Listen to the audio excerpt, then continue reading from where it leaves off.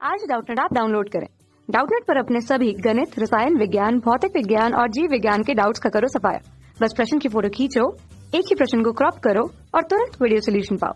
अभी डाउनलोड करें। प्रश्न है कि बताइए कि निम्नलिखित कथन सत्य है अथवा असत्य है। स्थायी नाभिक की प्रति न्यूक्लियन बंधन ऊर्जा 8 मेगा इलेक्ट्रॉन वोल्ट से कम होनी चाहिए। तो आइए हल करते हैं इस प्रश्न को। क्योंकि हमसे पूछा है कि कोई स्थायी नाभिक है और जिसके प्रति न्यूक्लियन बंधन ऊर्जा 8 मेगा इलेक्ट्रॉन वोल्ट से कम होनी चाहिए। तो हम सबसे पहले ये देख लेते हैं कि बंधन ऊर्जा होती क्या है। मान लेते हैं कि ये एक नाभिक है हमारे पास ZXA, ये नाभिक है हमारे पास। तो इसके अंदर जो प्रोटॉन की संख्या होगी वो प्रोटॉन की संख्या किस प्रकार लिखी जाएगी। प्रोटॉन्स की संख्या बराबर होता है हमारे पास जो परमाणु संख्या होती है, ठीक है, जो Z होता है। और जो द्रव्यमान संख्या होती है,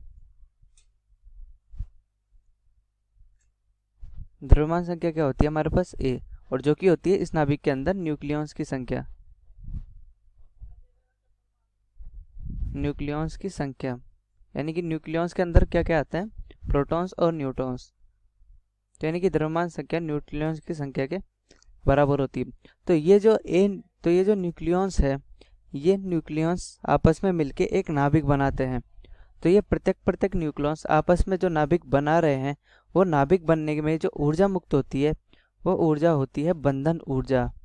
बंधन ऊर्जा को हम लिखते हैं इस प्रकार से। तो इसके जो प्रत्येक न्यूक्लियॉन्स है, पहले हम देख लेते हैं कि उसका द्रव्यमान कितना होगा। ठीक है, प्रत्येक न्यूक्लियॉन्स का द्रव्यमान वो हम लिखेंगे, इसको मैं m लिख देता हूँ।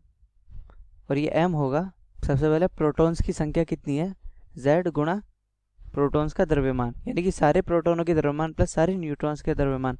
तो न्यूट्रॉन कितने होंगे, तो न्यूट्रॉन्स के लिए हम न्यूक्लियॉन्स की संख्या में से हमने प्रोटॉन की संख्या को घटा देते हैं, क्योंकि प्रोटॉन तो हम पहले ही इधर जोड़ चुके हैं। तो प्रोटॉन्स की संख्या घटा देते हैं हम न्यूट्रॉन्स की संख्या लिख देते हैं। यह है हमारी प्रत्येक न्यूक्लियॉन्स की ऊर्जा। और जो नाभिक का कुल द्रव्यमान आ गया, यानी कि नाभिक का जो भार हो गया, हम नाभिक के भार को लिखते हैं m के बराबर। तो होता क्या है कि जब इस m से इस m में परिवर्तित होता है नाभिक, तो इसके अंदर कुछ द्रव्यमान क्षति होती है, और वो द्रव्यमान क्षति लिखी जाती है डेल्टा m बराबर ZMP plus A minus ZMN minus capital M। और ये द्रव्यमान क्षति जितनी ज़्यादा होगी उतनी ज़्यादा हमारी बंधन ऊर्जा होगी, क्योंकि बंधन ऊर्जा होती है E बराबर डेल्टा MC का स्क्वायर। और डेल्टा का मान है हमारे पास A, और प्रति न्यूक्लियन का मतलब क्या है कि हम उसको A से भाग दे देते हैं। तो कुल मिला के हम कह सकते हैं कि जितनी हमारी द्रव्यमान शक्ति ज़्यादा होगी उतना ही ज़्यादा हमारा बंधन ऊर्जा और प्रति न्यूक्लियन बंधन ऊर्जा आएगा। तो इस हिसाब से और उतना ही ज़्यादा हमारा नाभिक स्थायी होगा, क्योंकि हमें यदि उस नाभिक को वापस अलग अलग हमको तोड़ना पड़ेगा तो उसको हमें इतनी ही ऊर्जा देनी पड़ेगी जितनी इधर है। यानी कि E बराबर डेल्टा MC स्क्वायर हमें ऊर्जा उस नाभिक को देनी पड़ेगी ताकि वो नाभिक हो जाए, वो पूरी तरीके से टूट जाए, पूरी तरीके से अपने न्यूक्लियस में पृथक हो जाए।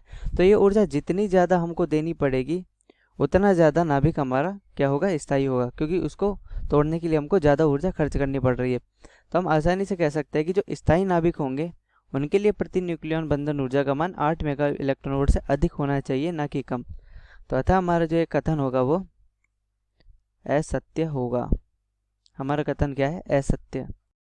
कक्षा 6 से 12वीं से लेकर नीट, IIT, JEE वो एडवांस के लेवल तक 1 करोड़ से ज्यादा छात्रों का भरोसा।